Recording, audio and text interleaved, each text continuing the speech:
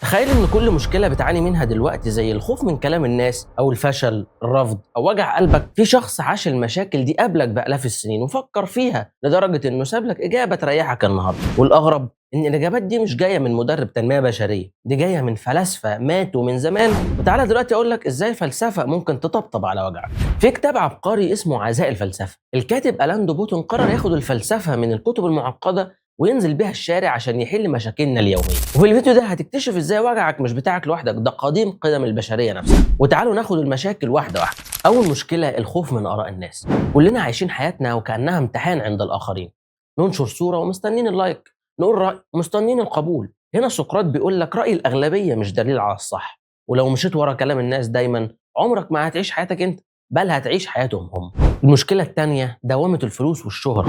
بنفتكر دايما ان السعاده في الحاجه الجايه، عربيه احسن او بيت اكبر، بس الفيلسوف ابيقيور بيقول السعاده الحقيقيه مش محتاجه ملايين، محتاجه 3 حاجات بس: اصحاب حقيقيين، وقت هادي، واحتياجات بسيطه مشبعه. كل ما زادت رغباتك زادت احتمالات تعاستك. المشكله الثالثه الفشل والمصايب.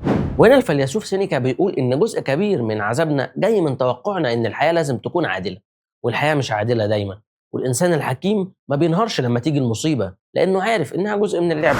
المشكلة الرابعة جلد الذات وكراهية عيوبنا. بنقارن نفسنا بالناس ونحس إننا أقل، لكن الفيلسوف مونتين بيقول لك ارتاح، الإنسان مخلوق ناقص بطبيعته، الكل بيغلط والكل بيضعف، وكل ما تقبلت إنسانيتك هتعيش بسلام أكبر.